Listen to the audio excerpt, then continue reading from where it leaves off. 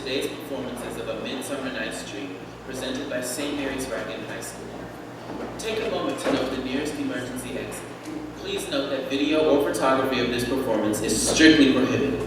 Cell phone light and use, including texting, Instagram, and Snapchat, is also prohibited. We implore you to silence your cell phones, as it will mar the authenticity that Shakespeare would have wanted for this show.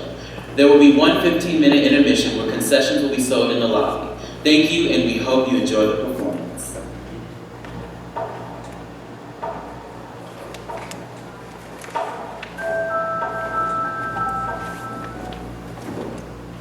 Now, fair Pauletta, our nuptial hour draws on apace.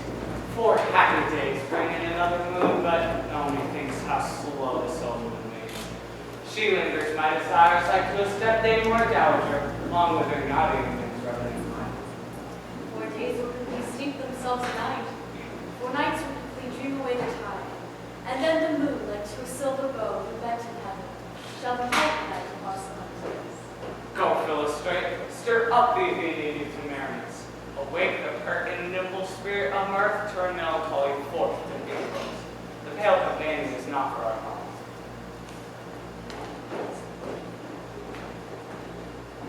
Paul, I wound thee with my sword, and I won thy love to great injuries, but I will wed thee in another deed. With triumph and regret. Happy be Theseus, our renowned Duke. Thanks, good Aegis. What's the news with thee? Full of vexation come I with complaining against my child, my daughter, Hermia. Stand forth, Demetrius. My lord, this man hath my consent to marry her. Stand forth, Lysander. And my gracious Duke, this man hath bewitched the bosom of my child. He hath given her rhymes and interchanged love tokens with her. With cunning hast thou filched my daughter's heart, and turned her obedience, which is due to me, into stubborn harshness.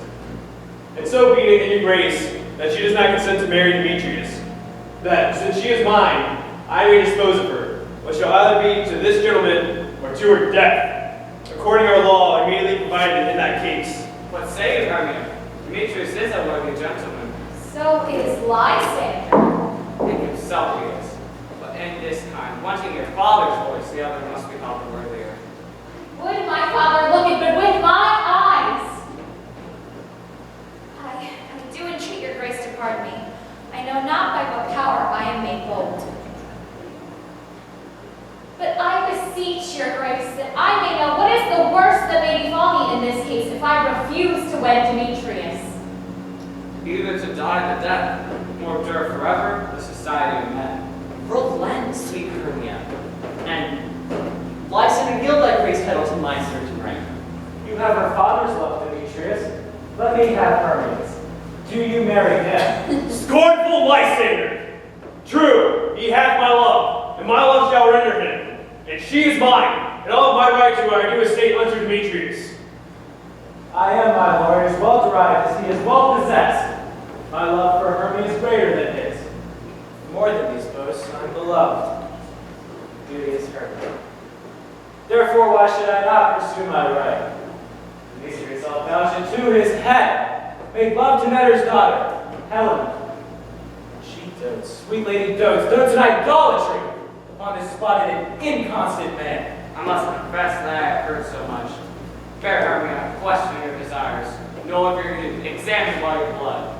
Whether, if you yield not to your father's choice, you can endure the liquor enough. Take time to pause, and by the next new moon, seal the name betwixt my love and me for everlasting bond of fellowship. Upon that day, either prepare to die for disobedience to your father's will, or else to wed Demetrius, as he would, or on Diana's altar to protest her high austerity in single life. Free, fair Hermia. Look, you arm yourself to fit your fancies to your father's will. Come, Pauletta, what cheer, my lord? Demetrius Aegis, go along. I must employ you in some business and confer with you against our nuptial of something that nearly concerns yourselves.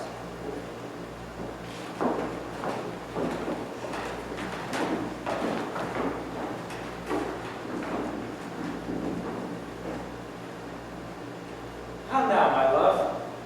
Why is your cheek so pale? How chance the roses there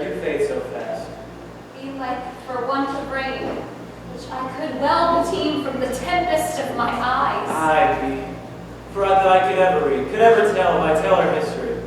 The course of true love never did run smooth. If then true lovers have ever been crossed, it stands as an edict in destiny. And let us teach our child patience, as it is a customary cross, as due to love as thoughts and dreams and sighs, wishes and tears, or fancies followers. A good persuasion. Now, hear me, Hermia. I have a widow aunt, a dowager of great revenue. She hath no child. From her house is Athens a remote 7 leagues. She regards me as her only son. There, gentle Hermia, may I marry you? And to that place the sharp Athenian law shall not pursue us. If thou lovest me, then steal forth thy father's house tomorrow night, and in the wood a league without the town. There will I wait for thee.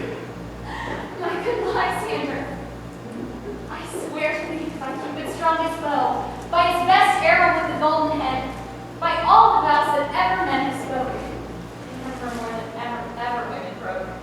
In that place thou hast appointed me, tomorrow truly will I meet with thee.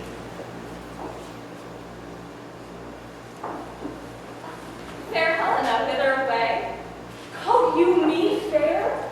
That fair cannot say, Demetrius loves your fair. Oh, happy fair, your eyes are lodestars and your tongue sweet, you're more tuneful than lark to shepherd's ear. When wheat is coming, hot my buds appear. Sickness is catching. Oh, were favor so yours that I catch fair from the end here I go. Oh, teach me how you look, and with what art you sway emotional Demetrius' heart. Take comfort. He no longer shall see my face. Lysander and myself will fly this place. Helen, to your minds we will unfold. Tomorrow night when Phoebe doth behold her silvery visage above the watery glass, time of lovers' flights doth still conceal.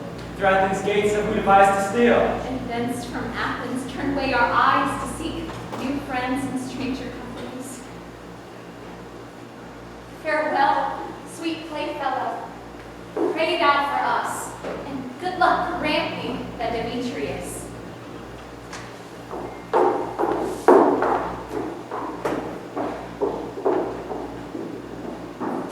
How happy some or other some can be.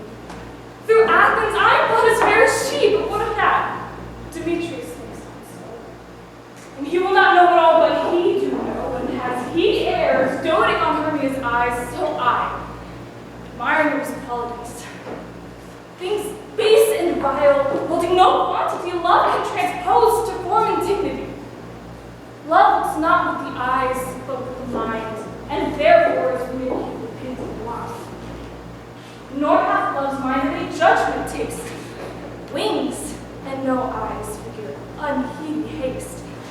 And therefore is love said to be a child, because in choice he is so oft beguiled, as waggish boys in game themselves forswear, so the boy love is perjury everywhere. For ere Demetrius looked on Hermia's eye, he hailed down oaths that he was only mine. And when this hailsome from Hermia fell, so he dissolved in showers of oaths to melt.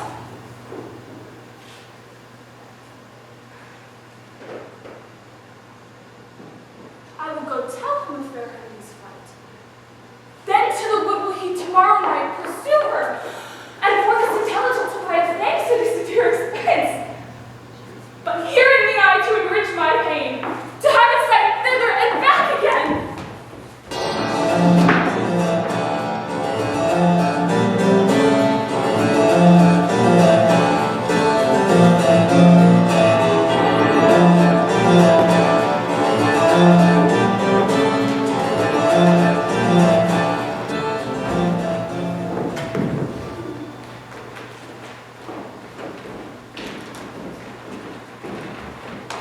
Is all our company here? It were best to call them generally, man by man, according to the script. Here is the scroll of every man's name, which is left and drawn out in splendor and blue before the Duke and the Duchess of the Wednesday at night. First, good Peter Quince, say what the play treats on, then read the names of your actors, and so grow to a point. Mary, our show is the most lamentable comedy.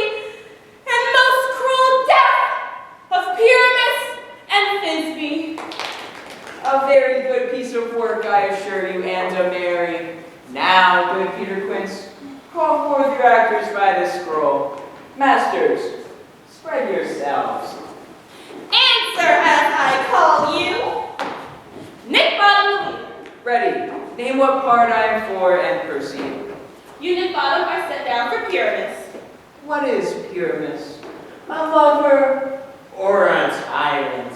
A lover who kills himself most gallant for love. That will ask some tears in the true performing of it.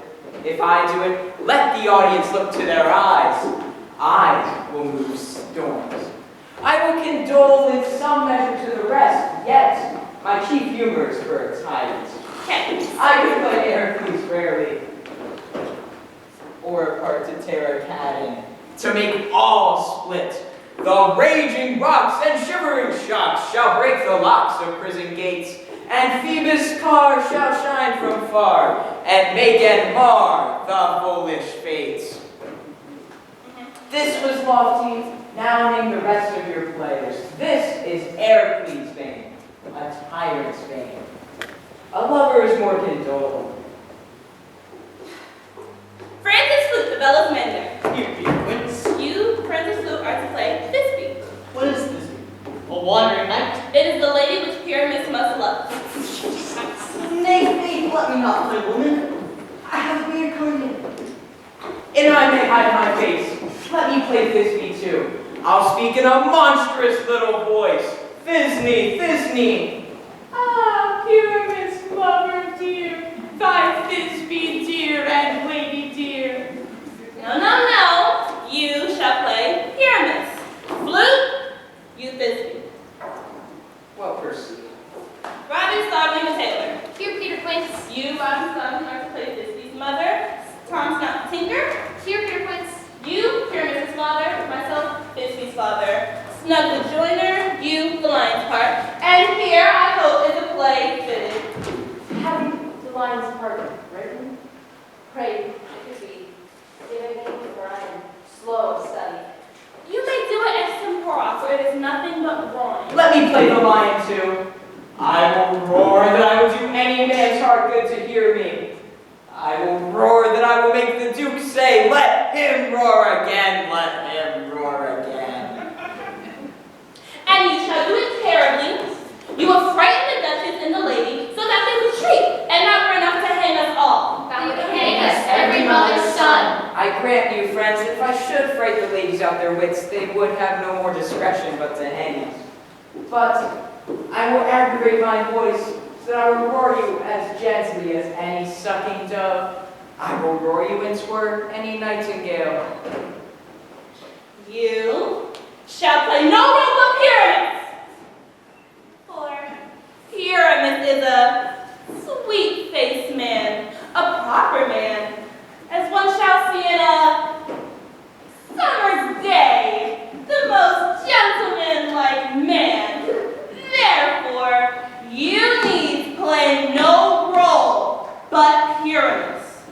Well, I will undertake it. Masters, here are your parts.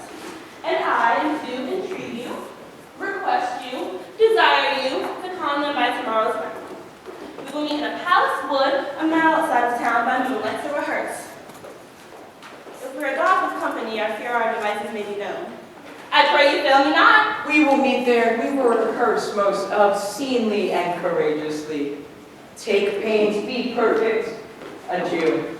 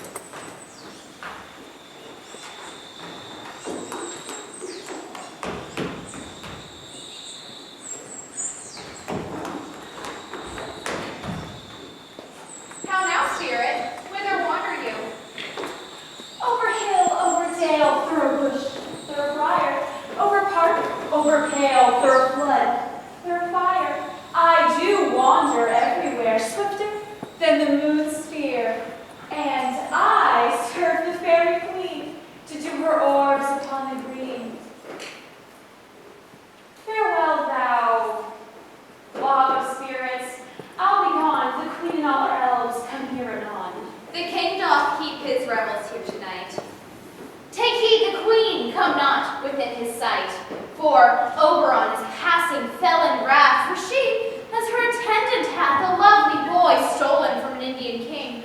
She never had so sweet a changeling, and jealous Oberon would have the child, knighted his train to trace the forest wild. But she perforce withholds the boy, crowns him with flowers, and makes him all her joy. So now they never meet in grove or green, by fountain clear or spangled starlight sheen, but they do swear that all their elves from fear creep into acorn cups and hide them there. Either I mistake your shape and making quite, or else you are that shrewd and knavish sprite called Robin Goodfellow. Are not you he? Thou speakst aright. I am that merry wanderer of the night. I jest to Oberon and make him smile, when I have fat and bean-fed horse beguile, neighing in likeness of a filly foal. And sometime I lurk in a gossip's bowl, in the very likeness of a roasted crab. And when she drinks, against her lips I bow, and on her withered dewlap pour the ale. But Broom Fairy, here comes Oberon. And dear my mistress, would that he were gone.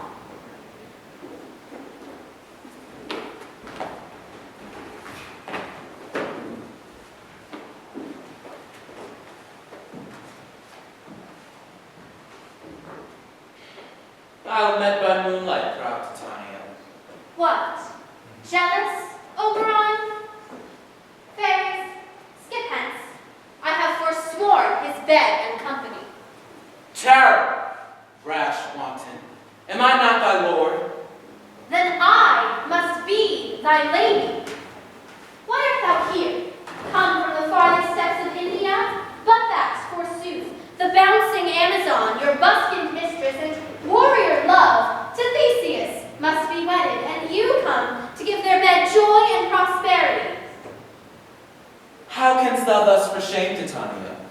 Glance at my credit with Hippolyta, knowing I know thy love to Theseus. These are the forgeries of jealousy, and never, since the midsummer spring, met me in hill, in dale, forest, or mead, by paved fountain or by rushy brook, but with thy brawls thou hast disturbed our sport. The winds have therefore, piping to us in vain as in revenge, sucked up from the sea contagious fogs, which, falling in the land, have every pelting river made so proud that they have overborne their continents. The ox hath therefore stretched his yoke beyond his vein, the plowman lost his sweat, the green corn hath rotted, ere his youth attained a beard. And this same progeny of evils comes from our debate, from our dissension. We are their parents and original. Do you amend it then? It lies in you. Why should Titania cross her over? I do but beg a little changeling boy to be my henchman. Set your heart at rest. The fairy land buys not the child of me.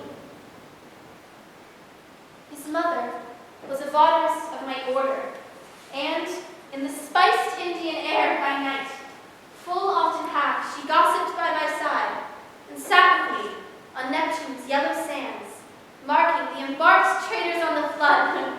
We have laughed to see the sails conceive and grow big-bellied with the wanton wind, which she, with pretty and swimming gait following, her womb then rich with my young squire, would imitate and sail upon the land to fetch me trifles and to return again, as from a voyage rich with merchandise. But she, being mortal, of that boy did die, and for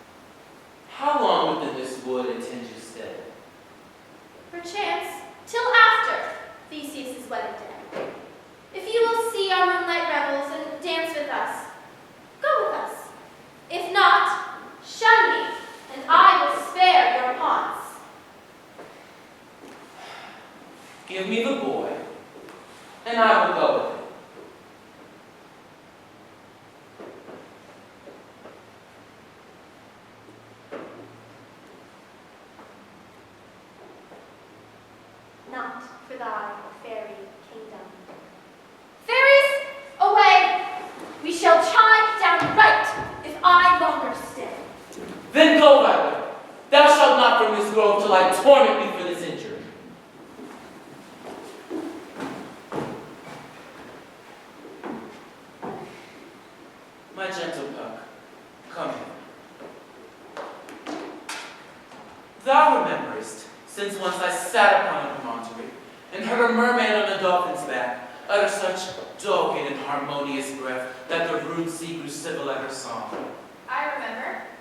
At that very time I saw, but thou could not, flying between the cold moon and the earth, Cupid all armed. And a certain aim he took, and he loosened his love shaft smartly from his bow. Well, I marked where the bolt of Cupid fell. It fell upon a little western flower, before milk white, now purple with love's wound. And maidens call it love and idleness. Fetch me that flower, the herb I showed thee once, where the juice of it on sleeping eyelids laid will make any man, or woman, madly dote upon the next live creature that it sees. Fetch me this herb and be thou here again, ere the Leviathan can swim a league. I'll put a girdle round about the earth in 40 minutes. Having once this juice, I'll watch the Tawny when she is asleep, and I'll drop the liquor of it in her eyes. The next thing she then waking looks upon, she shall pursue with the soul of love. And ere I take this charm from off her sight, as I can take it with another, I'll make her render up her page to me. But who comes here? I am invisible, and I will overhear this conference. I love thee not, therefore pursue me not. Where art thou, Lysander, fair Hermia? The one I'll slay, the other slave me. Thou told me they were stolen into this wood, because I could not meet my Hermia. Hence, get thee gone and follow me no more. You draw me, you hard-hearted adamant, but yet you draw not iron, for my heart is true steel. Leave you your power to draw, and I shall have no power to follow you. Do I entice you? Do I speak you fair? Or rather, do I not, in plainest truth, tell you that I do not, nor I can not love you? And even for that do I love you more. I am your spaniel. I will fawn on you. Neglect me, lose me, only give me leave, unworthy as I am, to follow you. What worser place could I beg in your love than to be used as you use your dog? Tempt me not too much to hate my spirit. I'm sick when you look on me. And I am sick when I look not on you. You do hate your modesty too much, to leave the city and commit yourself into the hands of one who loves you not. To trust the darkness of the night and ill counsel of the desert plague with the sweet work of your virginity. Your virtue is my privilege, for that it is not that kind to see your face. Therefore I think I am not in the night. Nor doth this wood like worlds of company, for you in my respect are all the world. Then how can it be said I am alone, when all the world is here to look on me? I'll run from thee, hide me in the brakes, and leave thee to the mercy of wild beasts. The wildest has not to harm. Run when you will, the story shall be changed. Apollo flies and Daphne holds the chase. I will not stay thy question. Let me go. Or if thou follow, do not believe that I should do thee mischief in the Lord. Aye, the temple, the town, the field, you do me mischief. But I do me triggers. Your wrongs do set a scandal on my sex. We cannot fight for love as men do, we should be wood, and we're not made to woo.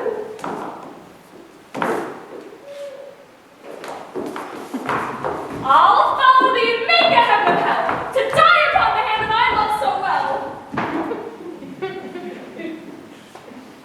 Fare thee well, nymph. Ere he do leave this grove, thou shalt fly, and he shall seek thy love.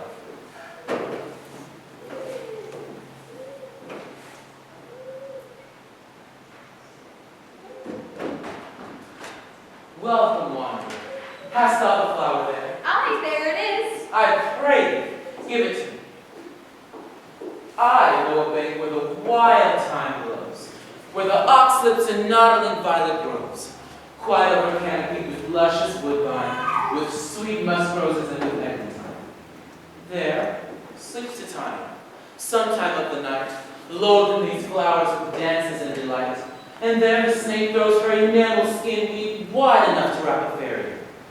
And with this juice, I streak her eyes and make her full of hateful fantasies. Take thou some of it, and seek through this grove. A sweet Athenian lady is in love with a disdainful youth. Anoint his eyes, but do it when the next thing he espies may be the lady. Thou shalt know the man by the Athenian garments he hath on, and look thou meet me here ere the first cock crow. Fear not, my lord, your servant shall do so.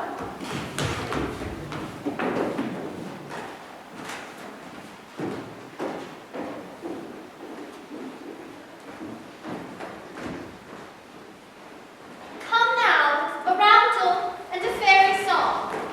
Sing me now asleep, then to your offices, and let me rest. You spotted snakes with double top, thorny hedgehogs, be not seen. Newts and blindworms, do no harm. Come not near our fairy queen. Fill them out with melody, singing our sweet lullaby. Lulla, lulla, lullaby. Lulla, lulla, lullaby. Never harm, nor spell, nor charm. Come, our lovely lady nigh. So good night, lullaby. Leaving spiders, come not here. Hence, ye long-legged spinners, hence. Beetles black, approach not near. Worm nor snail do no offense. Fill them out with melody. Sing in our sweet lullaby. Lulla, lulla, lullaby. Lulla, lulla, lullaby. Hence away, now all is well. One of you stands sentinel.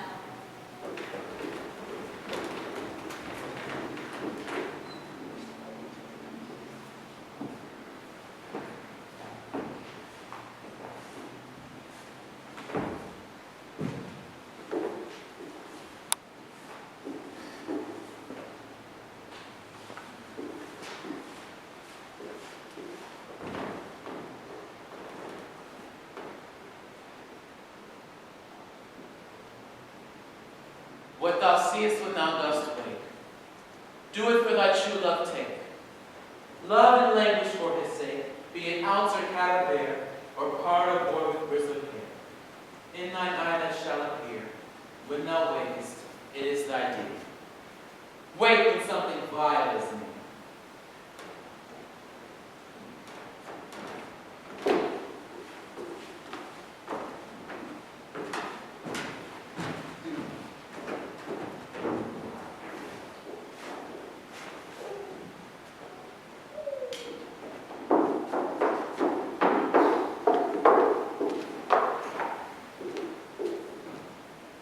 Fair love, you faint with wandering in this wood.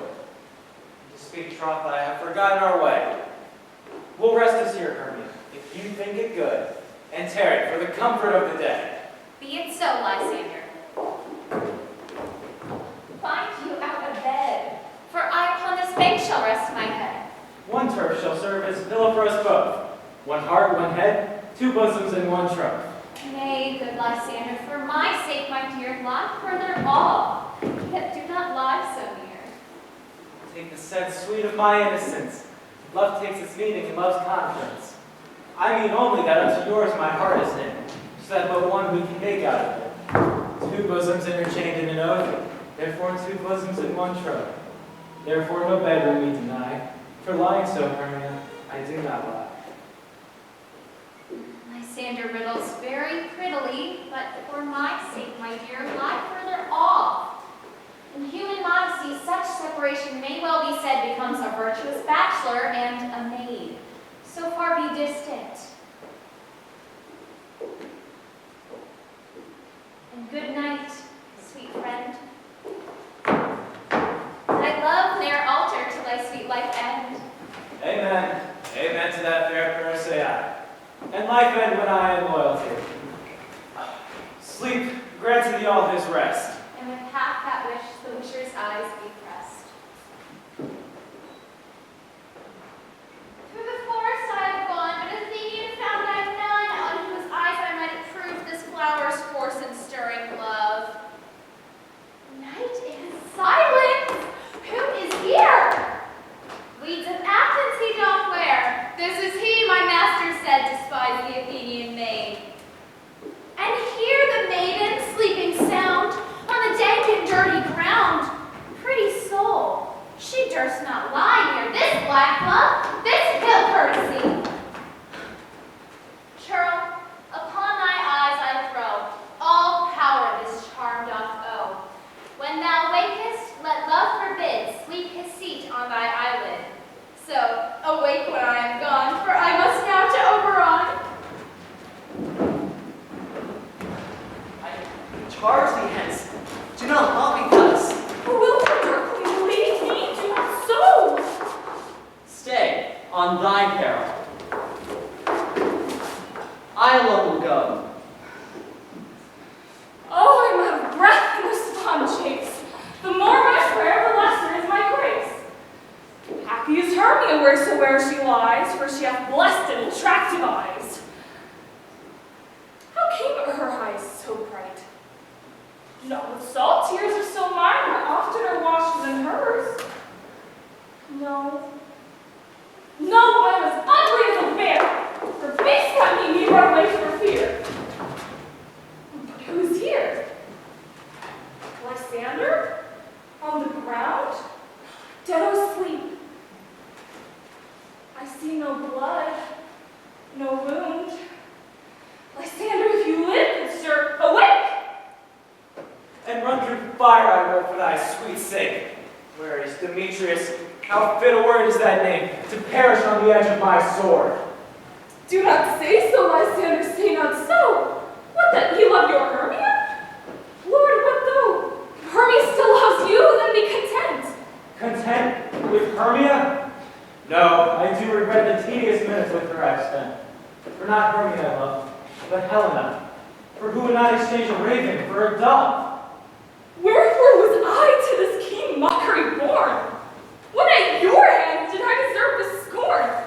It's not enough, young man, that I did never, no more never can, deserve a sweet look from Demetrius' eye, but that you must flout my insufficiency? Oh, that a lady of one man refused should by another therefore be abused!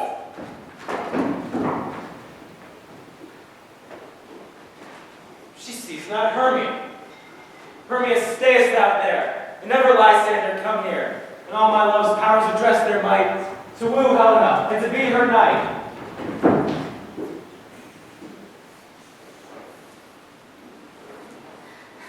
Help me, Lysander! Help me! Do thy best to pluck this crawling serpent from thy breast. I thee, for pity, what a dream was here. Lysander, look how I do quake with fear. Lysander? What removed? Lysander? Lord? Alack, where are you? Gone? No sound, no word? Speak! And if you hear, speak of all loves! I almost swoon with fear. No? Then I must perceive you all not nigh. Either death or you, I will find immediately.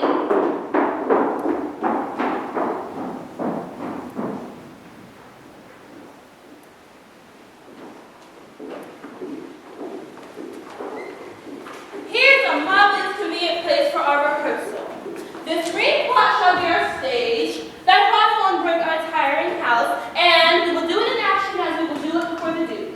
Peter Quince. What say thou, Lily Bottom? There are things in this comedy of Pyramus and Thisbe that will never please. First, Pyramus must draw a sword and kill himself, which the ladies cannot abide. Fire like in a parlous spear. I believe we must leave the killing out when all is done. Not a whit. I have a device that will make all well. Write me a prologue, and let the prologue seem to say that we will do no harm with our swords, and that Pyramus is not killed indeed. And for the more better assurance, tell them that I, Pyramus, am not Pyramus, but Bottom the Weaver. This will put them out of fear. Well, we will have such a prologue, and it will be written in 8 and 6. No, make it 2 more. Let it be written in 8 and 8. Will not the ladies be feared of the lion? I fear it, I promise you. Therefore, another prologue must tell he's not a lion. Nay, you must name his name, and half this face must be shown through the lion's neck. and he must speak through, saying thus, if you think I come hither as a lion, it were pity of my life. No, I am no such thing. I'm a man as other men are, and there indeed may be named his name, and tell them plainly that he is Snug the Joiner. Well, if that is so, then all is well. But we have two hard things. That is, to bring the moonlight into the great chamber. For, as you know, Pyramus and Thisbe did meet by moonlight.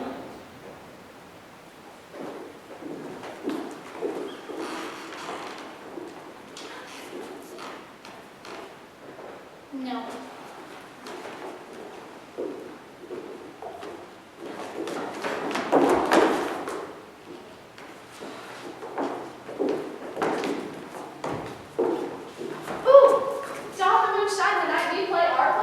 A calendar. Look in the almanac. Find out moonshine. Find out moonshine. It does shine that night! Why, then maybe leave a casement of the great chamber window where we play open, and there the moon may shine in at the casement. Or else, one must come in with a bush of thorn and lanthorn and as he comes to disfigure or to present moonshine. But there's another thing. We must bring a wall into the great chamber, for, as you know, Pyramus and Thisbe did talk through the chink of a wall. You can never bring in a wall. What say you, Bottom? Some man or other must present wall, and maybe have some plaster, and some loam, and some rough cast about him to signify wall. And may he hold his fingers thus, and through that chink shall Pyramus and Thisbe whisper. I'm merry, if that is so, then all is well. Come sit down, every mother's son, and rehearse your parts. Pyramus, you begin. Once you have spoken your speech, introduce to that brave, and so everyone else according to his cue. What hempen homespuns have we swaggering here so near to the cradle of the fairy queen? What? A play toward? I'll be an auditor, and perhaps an act or two if I see cause.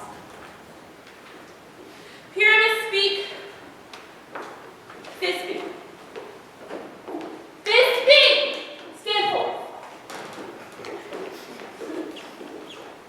Thisbe, the flowers of odious savor sweet. Odors, odors. Odor savor sweet. So hath thy breath, my dearest Thisbe dear.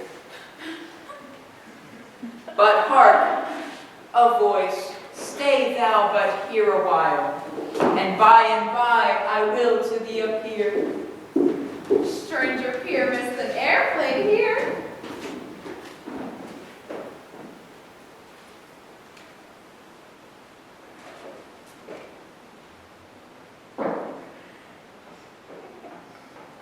Must I speak now?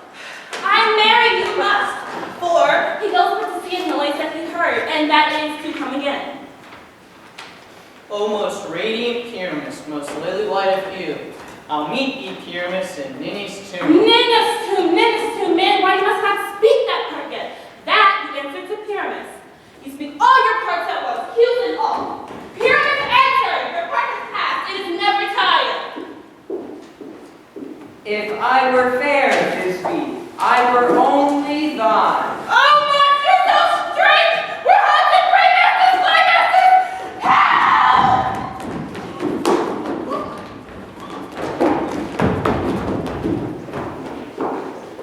I'll follow you. I'll lead you about around. Through bogs, through brakes, through brush, through briar. Sometime a horse I'll be, sometime a hound, a hog, a headless bear, sometime a fire. And today, and bark, and grunt, and roar, and burn, like horse, hog, bear, fire, at every turn.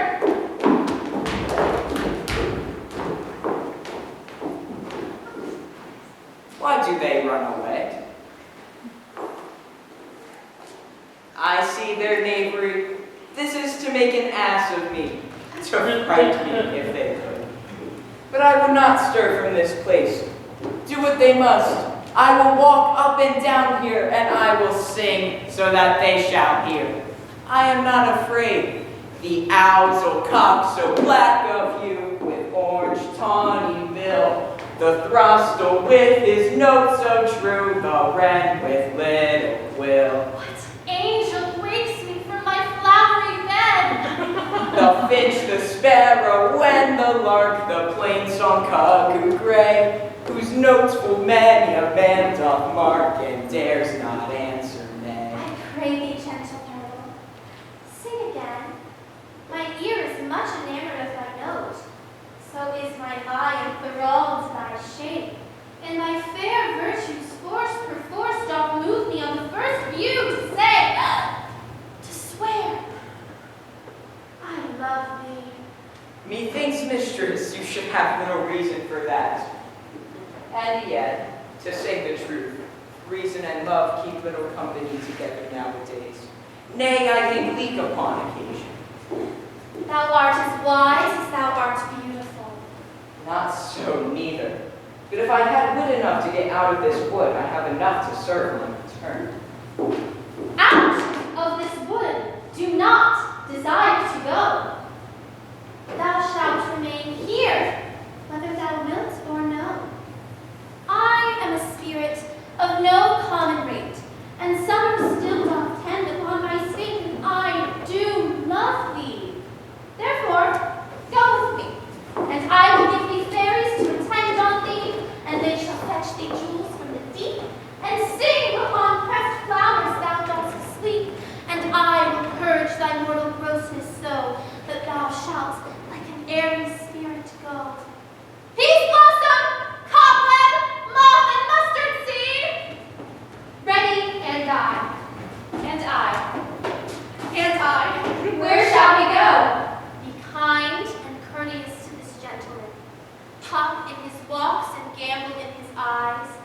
Feed him with apricots and dewberries, with green figs, purple grapes, and mulberries.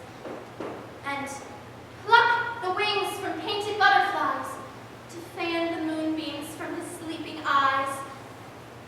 Nod to him, elves, and do him courtesies. Hail, mortals, hail, hail. Oh, hail. I cry your worship's mercy heartily. I beseech your worship's name. Cobweb. I shall desire your more acquaintance, good Master Cobweb. If I cut my finger, I shall make bold with you. Your name, I beseech you, sir. Mustard seed. Good Master Mustard Seed, I know your patience well. Your kindred hath made my eyes water ere now. I shall desire your more acquaintance, good Master Mustard Seed. Come, lead